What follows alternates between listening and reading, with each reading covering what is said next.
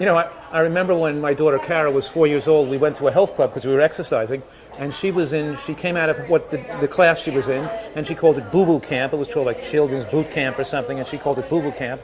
And she came out to me and said, "Daddy, don't these parents love their children?" And I said, "What do you mean, don't they love their children? Of course they do." And she said, "Well, they're eating junk. They're eating pretzels and chips and candy, you know, and that's like not good for your health. This is a 4-year-old, and it's going to hurt them."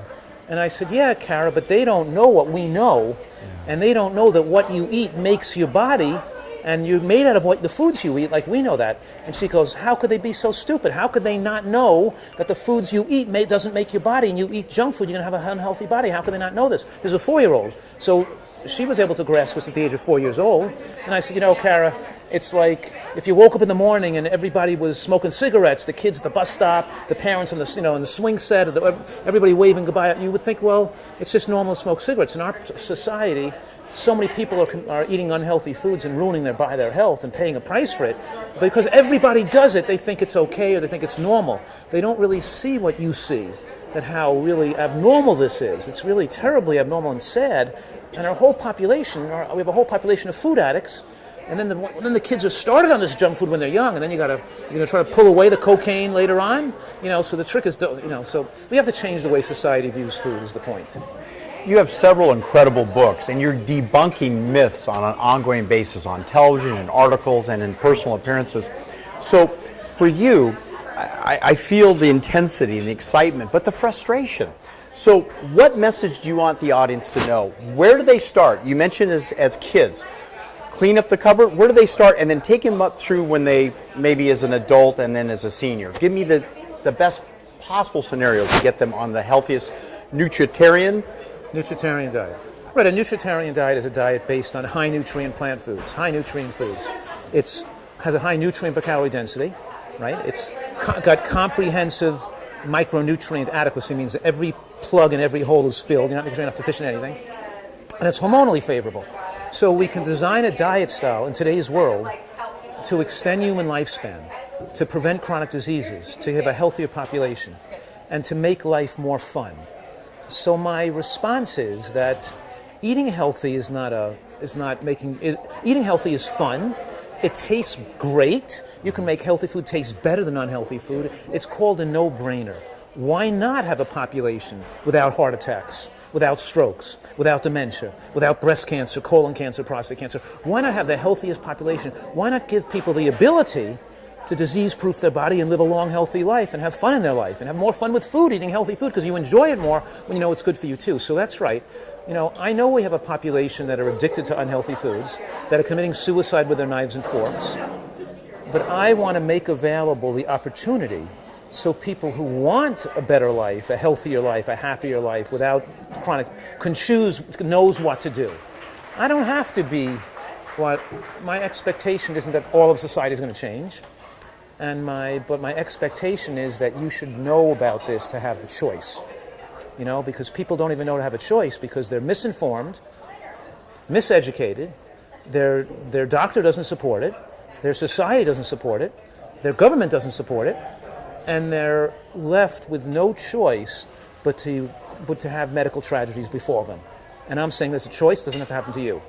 And I'm not under the opinion that I have to go out there and change all of America, but I want people to know they have a choice. So if they want to be healthy and have to take advantage of this opportunity, which is a blessing, they can, Now, I know you went into medical school with the idea of taking what you learned about nutrition and increasing that knowledge base about nutrition. So instead of coming from a traditional medical approach where you get little or no education about nutrition, you had a different mindset. Tell me a little bit about that.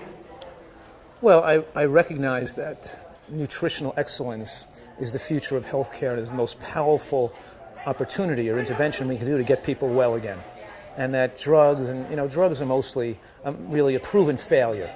They don't significantly extend human lifespan. They don't really wipe out these diseases. We have all the drugs advancements. We still have about 40% of people dying of heart attacks and strokes, and about 30% dying of cancer. When it's at the same ages, we're not radically extending human life with all our interventions, but yet nutrition has that opportunity to add 10, 15, 20 years to people's lives, to give them a better healthy life expectancy, to give them a better quality of life, to give them, so I knew at a young age, studying nutrition in the home, because my father was sick and he brought a lot of books into the house, and I was using nutrition for better performance in my athletic career.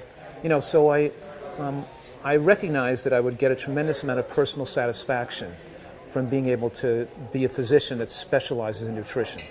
And then when I went to medical school, I remember having these discussions with medical students, professors, physicians, and they'd always give you we know that's right, but.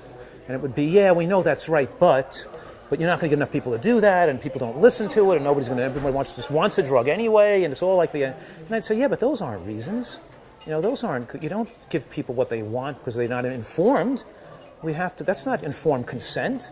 We have to, our population is misinformed and miseducated. Many more people would choose to take care of their health if they knew all the benefits that could accrue to them. So I said that regardless of how many people would do this or not, it doesn't matter. We still have to give people the opportunity to do what's right for their life. Another myth you debunked was about the use of cruciferous vegetables in normal intake amounts. It was believed that it would suppress thyroid function. Please address that, because you wrote a really good article on your website. What is the website again? It's drfuhrman.com is my website. Yeah, tell me about that. How you came across that information, or was it, through reviewing the literature? Because thyroid problems are common. I mean, millions of people have thyroid issues around the world. Right. So the cruciferous vegetables. What was the? The question is somewhat a little distorted. Okay. Because there's no scientific studies that demonstrate that cruciferous vegetables are bad for the thyroid. So you're asking me to comment on internet myths and lay people's fears that are based on internet health writers who don't know what they're talking about and who make claims that are not supported.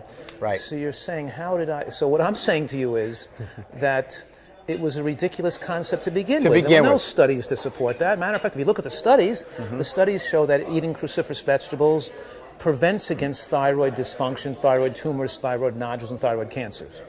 Now we know that there are certain elements in food that are goitrogen that can block thyroid activity by the thyroid gland, but their effects are so slight that you'd have to eat a diet of almost nothing but that food to manifest that effects, and you'd have to also be iodine deficient at the same time. So the idea that a person can become thyroid deficient by eating cruciferous vegetables was never borne out in humans.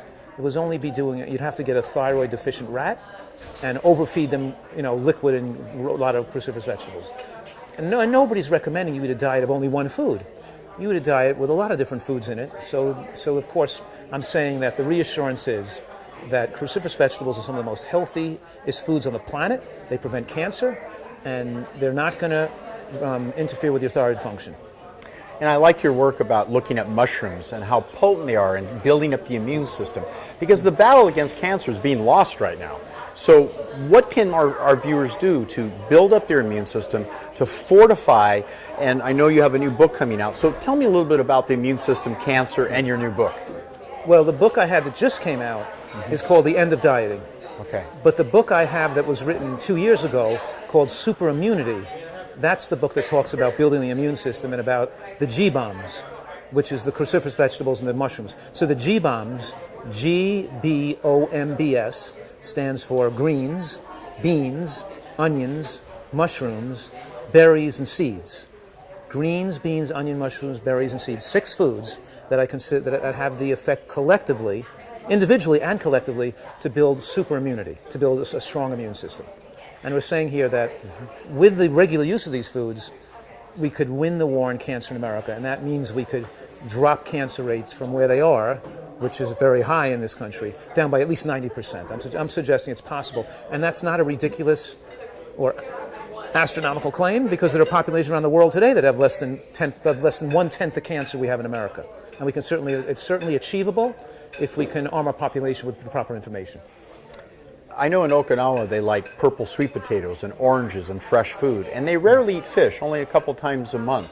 So a plant-based diet does supply all the protein, nutrients, and they're the longest lived culture in the world, aren't they? I don't think so. I think if you look at Okinawans, you look at a certain page in Okinawan history. Yes. We have good data on how long they lived. And if we look at the Seventh-day Adventists in Loma Linda, California, we have also good data on them.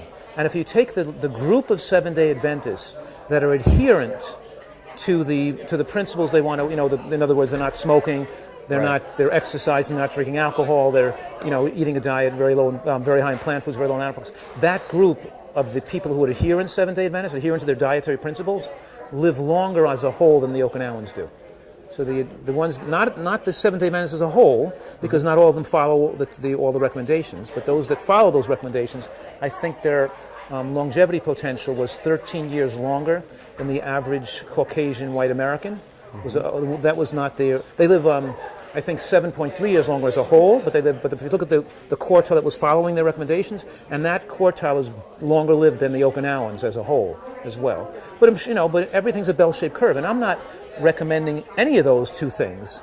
I'm not recommending any one style to live longer. I'm recommending what are the features of a diet that made you live longer in the Okinawan diet. It wasn't everything they did isn't a feature of the diet. They did a lot of good things and some bad things. The Seventh-day Adventists, what did they do right? So let's pull out from the longest lived people around the world, what are the things in common, and what are those features that are responsible for the enhanced longevity, and we could define a new diet style, which I call a nutritarian diet, which should be able to far exceed the benefits even of an Okinawan diet or of a Seventh-day Adventist guideline diet. You follow me? Brilliant.